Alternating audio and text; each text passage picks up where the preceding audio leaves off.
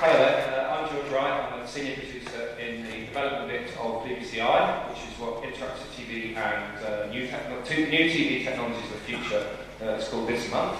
Some of you might remember that last year's NotCon spoke a little bit about why interactive TV was on the web, why that was a good thing. This year I'm pleased to say that we've got a couple of examples of stuff that you can do with TV screens that are available all around now. In some cases not needing a net connection, just needing commodity PC parts. I'm joined here by Dominic Ludlam, of the Ludlam family, who are going to be showing us Pandora's Box, and Stephen Jolly of Kings of War, Research and Development part of the BBC, who's going to be showing us various bits involved with what happens when you poke around the broadcast stream. The stuff we do in interactive TV at the moment is divided up into two areas, I suppose. One is the consumer-facing stuff, pressing red on Sky, on Freeview, or in some cases on cable. Gives you information, multi-stream. You're probably aware of some of that sort of goes. The second thing that we're looking at is kind of what happens next after that. There's a lot of talk in the BBC and outside about ways that new tech can change viewing habits, ways it's going to destroy the schedule, yada yada yada. Lots of areas think about that and make PowerPoint demos about that.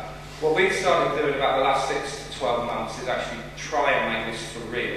And one of the things that we were quite pleased and surprised was how relatively easy it is to do just by going to Macklins. 44 quid DTT BCI card, Linux box, various distros, latest kernels, and fairly good support for all of the standard DTT cards, and you can start to play.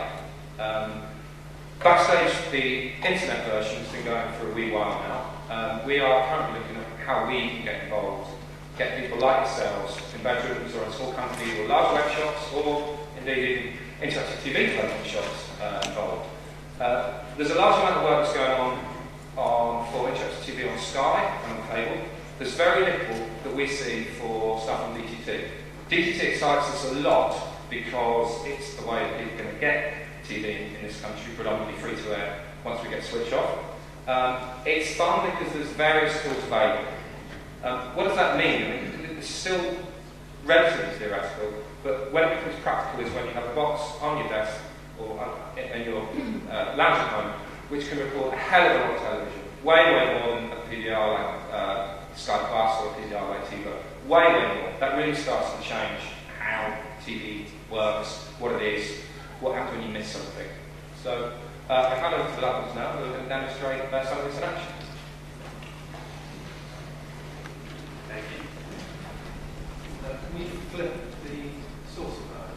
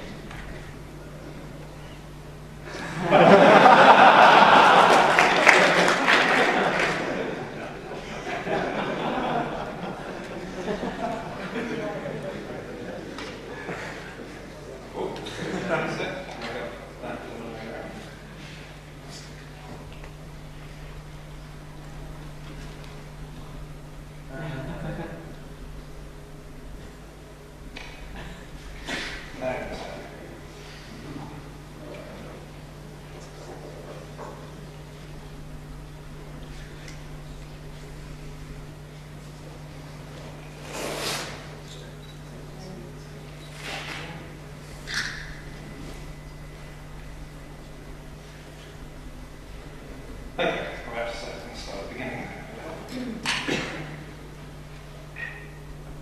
Okay, so this is all about digital TV, which has been a sort of fairly recent thing to come to the UK. What happens when that meets ordinary, everyday commodity Linux computing, standard desktop PC parts? So television's been around for a very long time. It's a very large part of our lives. It's been around as long as the jet engine. This is a sort of hot fact, but it arguably has much more impact on our lives. It's integrated into our very fabric of society. And just give a very brief history. You had black and white back in the 40s. And then you had an event that was a catalyst for a lot of people to uptake buy TVs for the very first time.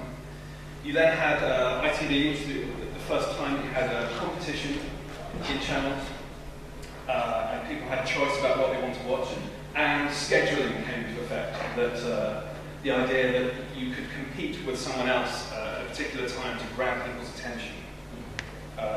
Then the 65 lines, which was the precursor to colour, and it was the first major upgrade part of TV. Then colour happened, and then everyone got on board after that. And more latterly, you've had videos in the 80s, and interestingly with that VHS, the format that came out, was pushed as more of a time-shifting, the Philips at the time and Betamax were more pushing for a time shift kind of aspect to what videos would do for the home than VHS. And VHS went down the route of having getting movies on VHS that you can go and rent to the video shop and rent. And that was a big win. That really didn't. Far more people used it as a vehicle for watching movies in the evening than did bother to record things. It was very hard to record then, very hard to record. Yes, that's true.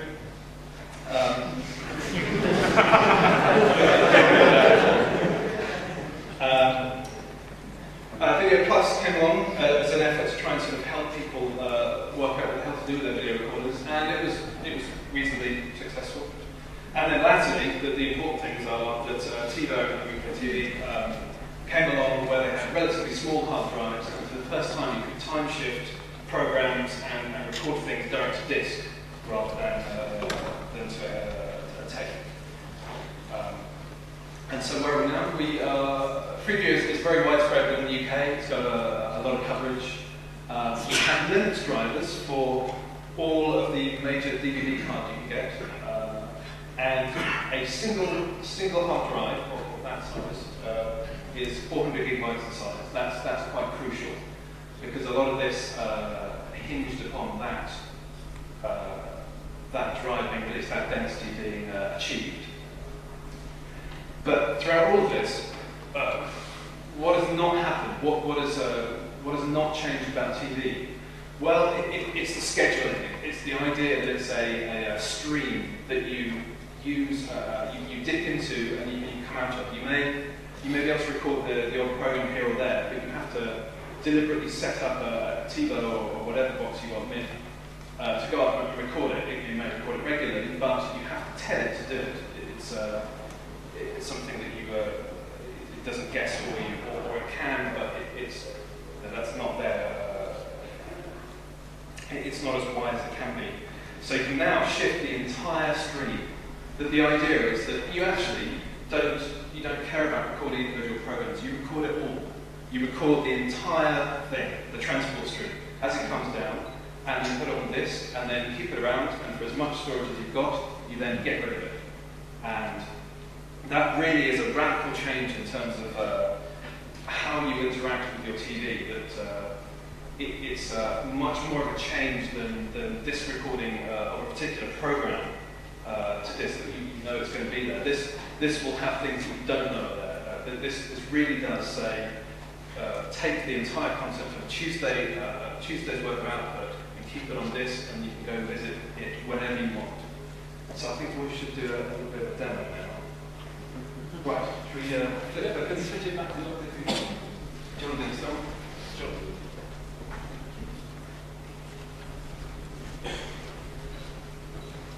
Here it is, still watching Doctor Who. I can switch back to there we have the system. Here it is in the live demo. This system is recording everything. It has a net. For the past 7 days, it has 5 channels, throughout which you can go back any time. You can sit down and choose any time in that past time, pick a program and watch it. Here they are. This is last Friday, Doctor Who we've been watching. So already we've watched a program that was broadcast last Friday. We can go back. And go back. Anytime. All the way back to last Saturday. All these programs you have available to us. That's BBC3, BBC2, BBC1, BBC News 24, TVBC, BBC, and BBC4. Any program in the past 7 days you can pick. So let's say you used to sit down to watch the 10 o'clock news on BBC1. Well, it used to be a hassle to make sure you get home, sit down in front of the TV, put that 10 o'clock and watch it. But now you don't. You sit down when you've got 3 moments, you can go through, flick through the programs, and watch BBC News at 10 o'clock. There it is. From here, it's actually shifting the entire multiplex, it's just shifting the entire channel. So from here we can switch to BBC2, and we're still Thursday, 10 o'clock. If you missed a bit, if you're chopping into the program, it doesn't matter, you can wind it back before you start recording. You keep going back in 5 seconds until you got to last week. So from here is the ultimate in time shifting. You don't have to set anything up. You don't have to go down the pub and have someone say, oh, are you going to watch something over tonight? Well, it doesn't matter. You can watch it when you get back home. And this actually changes the way you might want to watch programs in the future as well. So now you've got a free moment, you sit down in front of your TV and you say, what's available? So now you've got a collection of 1,500 programs that you can sort of choose from that were broadcast over the past week. And you want to find something that's perhaps, instead of looking for a particular time and saying what was broadcast here on this channel and on this time, I want to watch a movie. So we can search these programs through categories as well. So if I want to watch an entertainment program, we can go back and say, Titanic. I don't know when it's broadcast, but I want to watch it. And here it is. So it's basically a revolution in TV. You no longer have to sit down and care what time it is. You sit down and you choose, serve me some interesting content.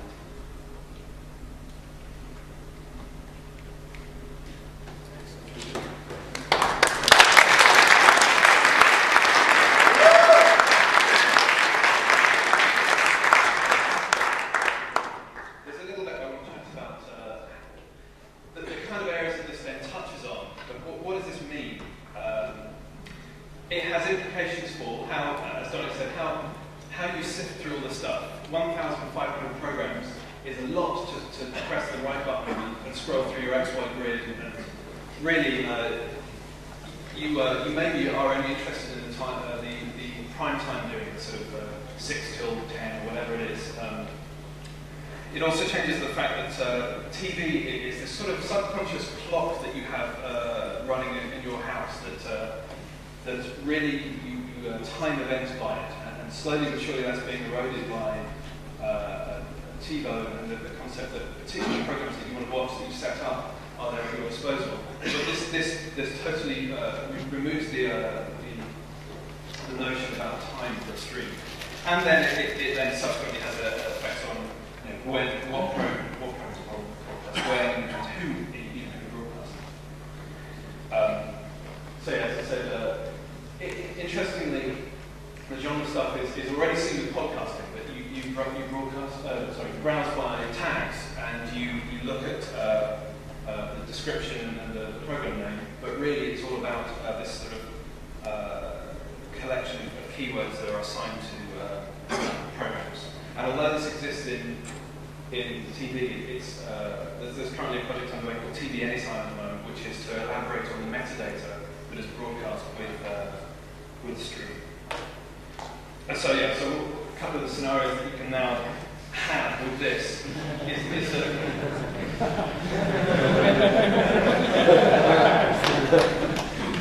so you recorded it anyway, whether you wanted it or not, or you didn't know about it until now, it's there anyway. Really, it's that you never ever have to program this thing to record anything you want at all. It just does it.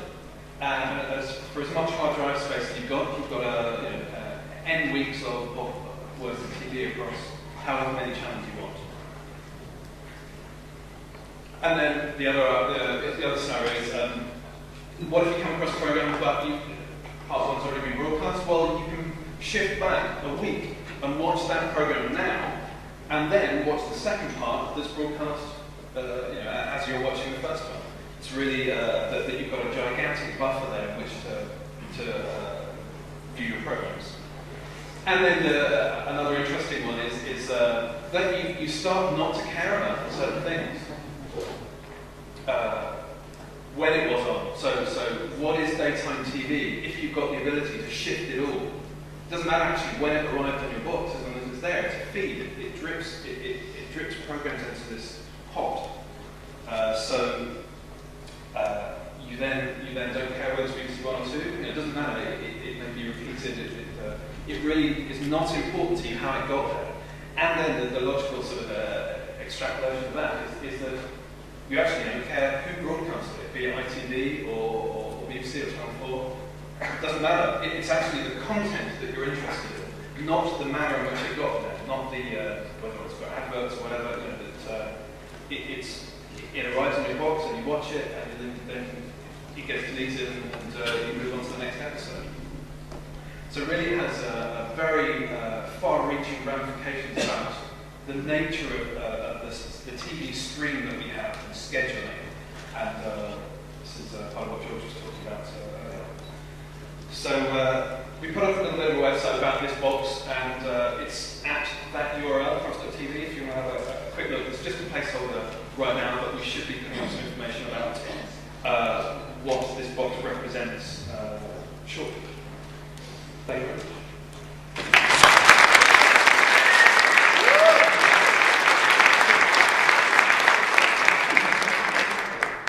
Thanks for that, you see. If we can move on to Stephen, and at the end, if you come back, I'm sure you've got lots of questions. Questions about the box, questions about what the BBC is doing with it, etc.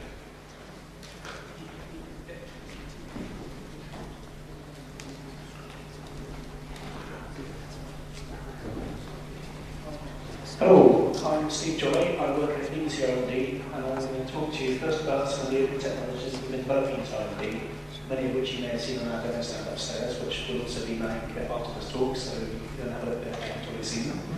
And then I'm going to be trying to persuade you to do backstage.bbc style stuff with the content that we broadcast rather than just the stuff which we distribute by the internet. So, I'm going to start with talking about Dirac, which is the thing you're most likely to have heard of, to be honest. It's a new video codec which we're developing in BBCi in collaboration with people in the open source community. It's free. You can download it from SourceForge and your choice of user-friendly license.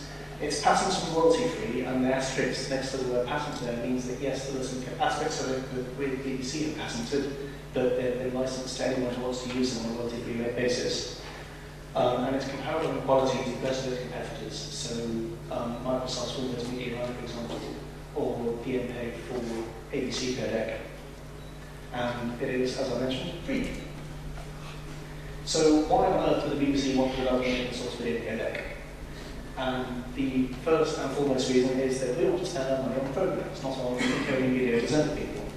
And pretty much all the existing codecs require royalties. We want to distribute our programs as efficiently as possible, which means we want to use the best coding technology available. So we want to best develop that codec ourselves on our own terms, but obtaining help from other interested parties. And finally, we want it to be open source because we want the license payer, who afterwards funding all this work, to be able to use the software that they pay for. Here are some potential uses for Dirac. Within the BBC, we would like the Creative Archive, which you've probably heard of, to be based around Dirac. Creative Archive is the idea that a lot of the BBC's older content, especially actual stuff, would be made available for anyone in the UK to reuse and repurpose, make into programs, etc. Obviously, for news, for distributing video from news gallery to back to the studio, Dirac would be an attractive royalty-free option. And also, if you want live distribution video, I'm sure everyone here is fed up having to download RealPlayer to watch news clips on the BBC website. It would be fantastic if we could do that in a slightly less RealPlayer-oriented fashion. And also for signing for deaf people on television.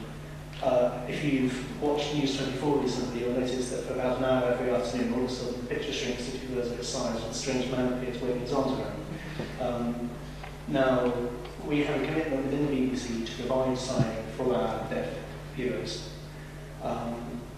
But at the same time, we don't want to annoy non-deaf people by forcing them to put up with signing. So we would like to use what's called close signing, where you can turn on or off the little man as you wish. Broadcasting pictures will then require bandwidth. So we'd like to use Dirac for that and broadcast the closed sign either within the broadcast stream or over the internet in a bandwidth efficient manner. And that is currently an ongoing project at R&D to see whether we can do that. So there has been interest in Dirac from industry. I can't mention specific names, but a number of very large technology and broadcast companies have expressed an interest in incorporating Dirac into some of their products. And at home, it's possible that Dirac will appear in the set-top boxes at some point. It's possible that the screensaver on a laptop will go on. And obviously, in your home PVRs, you may wish to use Dirac to reduce the amount of displays that the programs you record take up. And obviously, Dirac's open source, you can use it as a video codec in any software you can get right. So I'm not going to say very much about the technology. That's because it's very complicated and I don't actually understand it for myself. The key difference between Dirac and existing codecs is that it uses wavelets. Now, I'm not going to say anything about how wavelets work. I'm going to say they make pictures look like that. So rather than blocky pictures, which you get when if you switch on your video box and go to your TV and stare really closely, you can see that the picture shows lots of blocking and artifacts. Dirac doesn't give you blocks, it gives you kind of blurred, smooth bits instead, which for moving pictures look a lot nicer.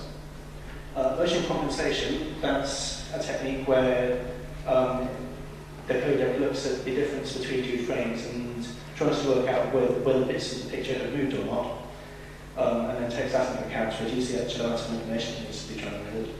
And then arithmetic coding is a packing method which takes the encoded stream and packs it as efficiently as possible, minimizing redundancy. And those three tools, tools is the technical term for those things, those three tools are basically the sum of Dirac, and its simplicity is one of the things which makes it so attractive. So some of the software which already supports Dirac, VLC, MPlayer, with a patch which we can download from the website, Windows Media Player, if you download Dirac Direct Show Filter, FFmpeg and Transcode, both of the patches. And we've done the best we can to make adding support for other players as simple as possible. There's a simple C-based API, and there's copious documentation available on the website. So if your favourite media player is not yet supported, then please feel free to consider implementing support for it. The future for Dirac. By September, we will hope to have real-time playback of TV quality video on a PC. By the end of 2005, Dirac will go beta, and what that means is the bitstream format will be fixed. So if you encode to Dirac with one version of the codec, then you'll be able to decode it with any future version. And then in 2006, we hope to have a release quality version, which it's hard to define when the product hits 1.0, because of course the development will probably continue. But that's the point where we can say, yes, this is now perfectly usable in any environment we can think of. And we will probably standardize Dirac through the W3C, so there will be an open, publicly available free standard for Dirac and how it works. And yes, we do want help. We've had a fantastic response from people wanting to contribute to the project from outside the BBCi already. But if you can write software or documentation or generally be enthusiastic, then we'd love to have you helping us. And if you want more info, then that's the Dirac homepage there. You can find out more than you wanted to know. So I'm going to talk very briefly about Camellia. Michael Sparks, who was sitting in the audience, gave a lightning talk about it in one of the earlier sessions today. Camellia is a Python-based framework for creating highly modular concurrent applications.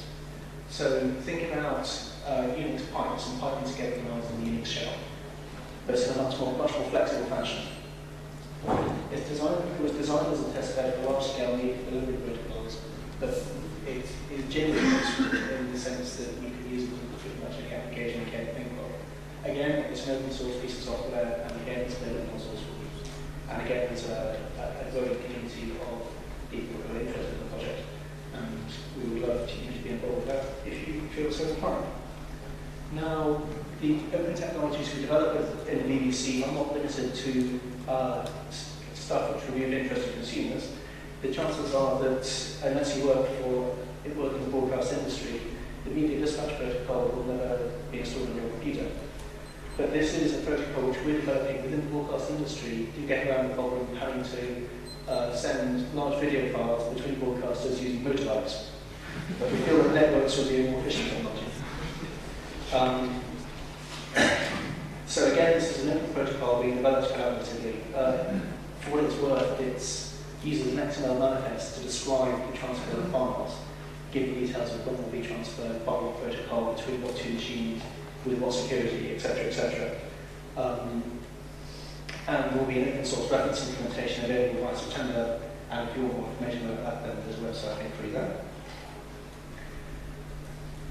And all those projects, and many more, you can find listed on our relatively brand spanking new open source website at that link. And hopefully that website will continue to grow as those of us who write software within the BBC persuade our bosses that going open source is the future. Okay, now the second part of my talk is about digital TV hacks. I'm sure a lot of people have been here for the BBC Backstage launch earlier, where you learned that BBC is very keen for you to take this online content and do fantastically cool things with it. Well, we make content available in other ways than on the web. Of course, we can broadcast television and all things. So I'm going to start by talking briefly about what makes up DVB OpenTech. DVB is digital video broadcasting, and it's the family of standards by which digital television is broadcast in the UK on terrestrial, cable and satellite. And the fundamental unit of digital video broadcasting is the multiplex, which contains several digital TV channels. And certainly, as far as terrestrial is concerned, one digital multiplex tends to take up the same amount of bandwidth as one old analog television channel. So within each DVB multiplex, you have a number of TV channels and some extra stuff like the EPG. And associated with each television channel, you have a number of services. Obviously, you have video and audio. As in addition, you have an audio description, which is a service for partially sighted people, whereby when there's not much dialogue happening, a commentator reads out a description of what's happening on the screen. Subtitles generally broadcast, certainly the BBC programmes, and often increasingly there's something with an interactive application that accompanies the programme. So if you want to hack away at the stuff we broadcast, you're going to integrate it with one of these transport streams. Now there's three ways of doing this. The cheapest, easiest and simplest way is to go to Maclean, buy yourself a PCI USB feed card and plug it into your spare Linux PC. There's a compatibility list for Linux at that URL. The second way, which is the one I tend to use personally, just because of the equipment we have at my home, is to take a suitable PVR. Now, the only one I actually know of is the Cockfield TF5800, but that's a PVR with a USB slot on the back, which you can copy the raw transport stream files off straight onto your PC. You can then play them back directly in VLC and certain other media players, where you can transcribe them or burn them to DVD or whatever. Or you can do call hacks on them. And your third option is some set-top boxes, which are eminently hackable, such as the Dreambox, which is basically itself a Linux box with a digital terrestrial receiver. Once you've got your transport stream, you're going to need to process it somehow. In my experience, the most flexible tool available at the moment is something called Project X, which is a Java application that can take a transport stream input and split out all the various components and save them in a number of useful formats. You also have the option of using the DVB tools, which I've not personally investigated much, but which intends to be command line tools for processing transport streams. And there's also a tool called PV Instrumento, which is not so useful. It turns an MPEG transport stream into an MPEG program stream, which makes it easier to play back on with certain media players, but it's not so useful for hacking. So here's an example hack. I actually have this running not live, but in pseudo real time upstairs in the corner where we're doing our demos. You start off with your DVB transport stream, which comes from a television transmitter, obviously, and you capture that somehow and process it to extract the subtitles. Now, unfortunately, from my perspective, subtitles on visual television are broadcast as bitmaps, where obviously the processing will be a lot handier than text format. So, with a little thought, I eventually found GOCR, which is about as good as it gets as far as open source OCR software goes. And you run your subtitles through that, and you get a reasonable approximation to the text from which they were generated. Now, in this case, I then took those subtitles and fed them straight into PySpy, which you may have come across. It's been featured on Slashdot once or twice, most notably in the context of plotting social networks and Shakespeare. But what it does is it plots social networks. A social network is a graph which shows the relationships between entities. Now, in the case of the graph you can see there, I think if I recall, I have a large version on the next slide. This is an inferred social network diagram for the French Grand Prix, which was a month or two ago now. And what the entities in the graph are the teams that drive this interface, and links are drawn between them showing the strength of the relationship, where the relationship refers to anything which could have had an effect on the outcome of the race. Now that's the interpretation. Generating was simple. I fed the subtitles from the commentary into the application, and then told it to look for the coincidence of two or more entities within the same sentence. So that's a very, very simple procedure. You get an interesting result, which those who follow Formula 1 closely assure me there's some resemblance to the actual nature of the race.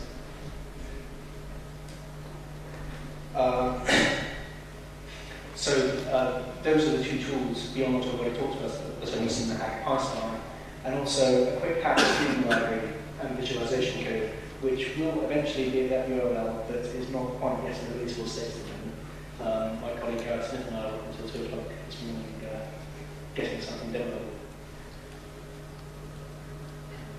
So, of the various components of the broadcast stream that I talked about earlier, let's start by thinking about EBG data. And these are just some sample ideas which we came up with in a half-hour brainstorming session. So much like Ben was talking about earlier, this is far from exhaustive, and the cool ideas are yet to come.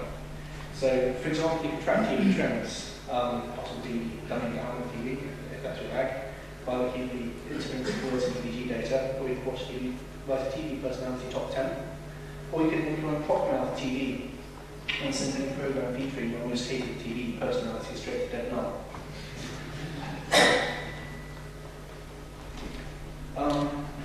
Then there's the possibility of taking TV content and watching it in new ways. If you took the soundtrack and the audio description track, which I was talking about earlier, and mixed them together, you end up with a podcast and a TV program that you can listen to on your microphone. Or you could create a subtitle-triggered slideshow. Every time the subtitles change, you take a screenshot, then you string those together and end up with a very low bandwidth version of a TV program that you could watch on devices which can't stream video, can't play audio, but can show pictures. Obviously, you've got the option of transcoding your TV stream to Dirac text or of course Dirac, and watching it on devices which can play video, which don't have much capacity. Or you can create your own edited highlights of the TV program by searching through the subtitles for keywords, and then taking maybe 10 seconds of audio and video from either side. Or you can automatically create yourself your own scrapbook TV program containing every single bit of TV in the last week about owning. Awful. So some more cool stuff to do. This top one's a bit of a leading suggestion. You may have noticed that in all of the open source PVR packages available, OpenTech, nifty, whatever, there is no capability for watching interactive television. This is because there is no open source interpreter available for interactive television. The only interpreters available have to be licensed from the manufacturers for extortionate amounts of money. So if anybody wants to do something for the benefit of television watching humanity, an open source interpreter of interactive TV would be very good to do. Then you can extract recipes from the subtitles of the program and feed them to your repository, which I'll send you all. This is 2005 after all. Or you can run beat detection algorithms against soundtracks. Look for parts of the soundtracks which the beat detection algorithms actually give you a beat count, and then use that to detect music, extract it, and then do whatever you like with it. Be realistic with it. You could run a cut detector on TV programs and determine how pasty they are in a cafe. And then in your PVR,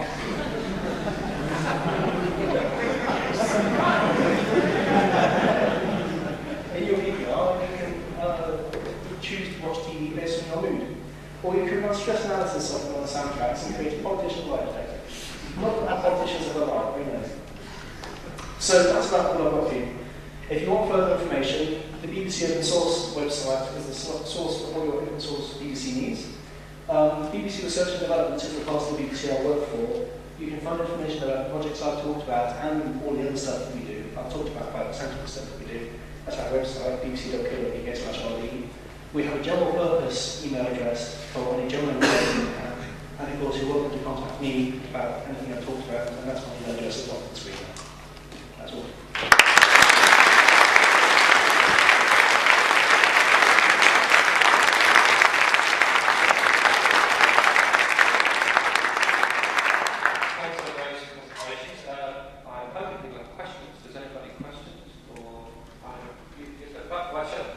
When's the BBC going to be actually putting stuff out in Dirac? You hope. We've announced no plans so far. At the moment, we're talking to the various parts of the BBC to try and engage their interest in the project. We've been talking to people from the Creative Archive project recently, and they seem very interested in the possibility of using Dirac to distribute creative archive content. If you're talking about broadcasting TV, that would be for a very long time, just because of the huge install base of set-top boxes that are supported.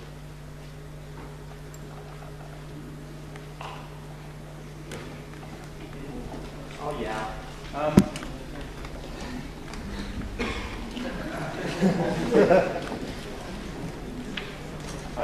The combination of enormous grids of TV channels and times and the still relatively limited amount of hard disk space, you can go back 7 days if you build an enormous system, suggests to me that you need TiVo's thumbs up, thumbs down system, or something like it, but outside of TiVo's sphere. Anything like that? Well, one thing we have discussed was your ability to cull by genre, so you know straight off that you're not really interested in any sports programs, so anything tagged sports, you wouldn't bother to record it. Likewise for children's TV, or even whole channels, you just omit recording CBeebies or BBC, whatever. That there are broad ways in which you could increase the amount of space you've got there for the things that you actually want to watch.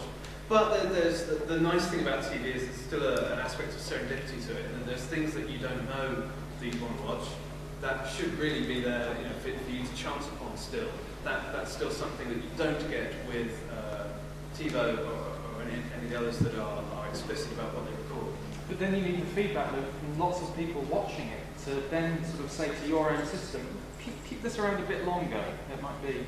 Yes, you could do it. You could have some kind of recommendation social software that is layered on top of it somehow. It's still early days yet, but there are many ways in which you can open up a community aspect to it where you trust certain people's views and what they have watched and haven't watched. That's certainly an interesting area. I think for us as well, we're looking at internally because we've got a number of projects, navigation across millions of different devices, which these are just a couple. But the important thing for us is storing massive amounts of it. Yes, there's clever ways to do friend-to-friend stuff. Yes, there's good ways of recommendations. What happens when it's all there? We want it to be difficult to navigate. We want it to be so much that we've got to come up with a better metaphor than just a grid. Have you looked at analysing user patterns to predict future behaviour, both within that system and possibly from other systems, so web choices or even other choices? Does that make sense? Well, the idea of this is that it records everything, but the EPG layer on top of that can promote things that you may or may not want to watch based upon what you have watched before. That's not an area that we're looking at right now. Right now, that box represents cutting-edge technology in terms of just about overcoming various hurdles to do with the kit that represents. So the fun stuff happens now, where you say, so how do we get to what we want? And that's more of George's area. I mean, it's also important for us that this box and others that we're working with people on, that none of them have net connections. They are entirely standalone.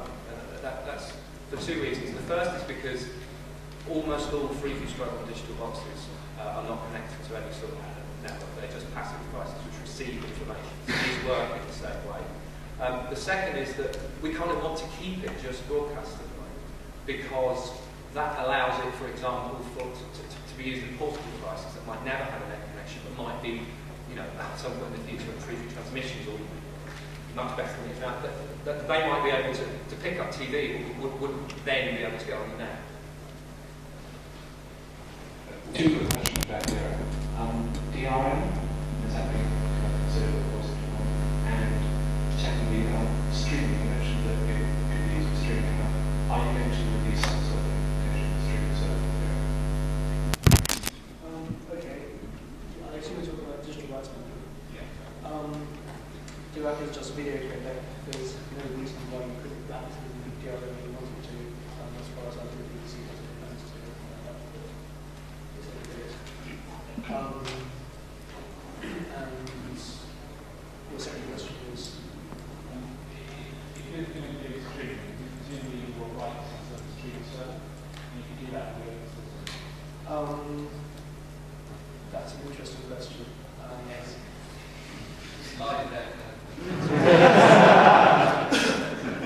Put it this way, we wrote Dirac because there was no comparable solution available in BBC's terms. If that was the case for a streaming server, then we would say we're writing on those as well. But if there's a solution out there, then we would use that instead. I don't know what decision is going to be made. So I've wrapped my brains for a way to phrase this as a question, but I can't even come up with it specifically, so I'm just going to make a brief comment if you'll indulge me. The DVB, the Digital Video Broadcasters Forum, that runs the standards that all the digital television that we just is built on, has over the last 3 or 4 years been almost completely co-opted by motion picture studios from America, and their executives have been taken over by American motion picture executives.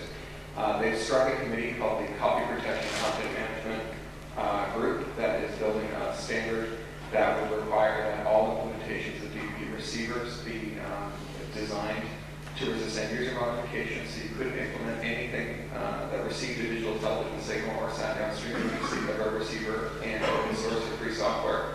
And finally, they've conceived of an elaborate restrictions vocabulary that can be applied to programs, so you can say things in a program like only allow this program to be watched within a household, so they'll require all devices to detect whether they are inside or outside of the household that the initial device received it from, or don't allow this to be watched on more than one screen, or don't allow this to be watched more than once or for more than 24 hours or what have you.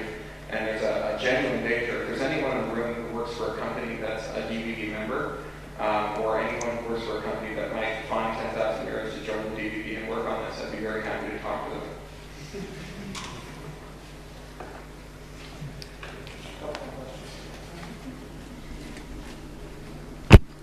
Just one quick point. I noticed a few people scribbled out hastily as Steve whizzed through his slide. If anyone's interested in the PVR box with the USB port on the back, it's a top field TF5800. It has 160 gig disk and it costs about 300 quid. No, I don't work for them.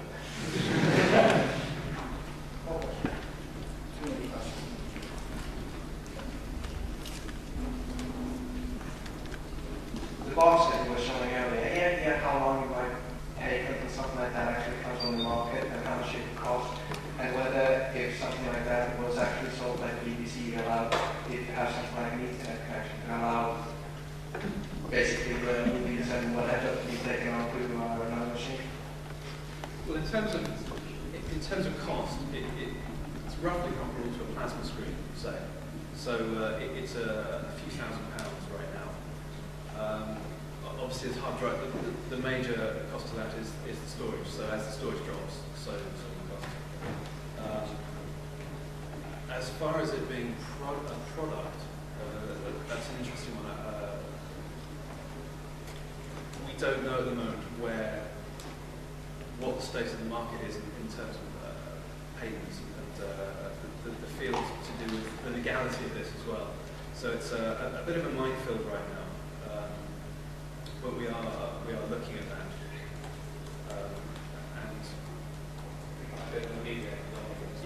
And what we do in the interactive TV bit is we work 99% of the services that we provide are dealt with either by Sky or the cable codes or free BBCi, and that quite clearly is a big section of that area.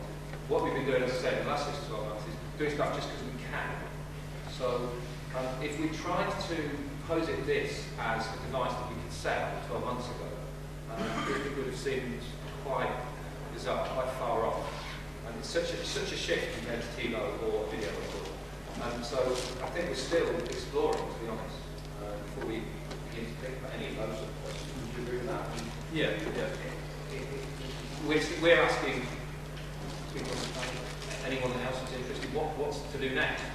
And I think that we're going to keep doing that before we start thinking about any of those questions. Okay, I don't have any questions.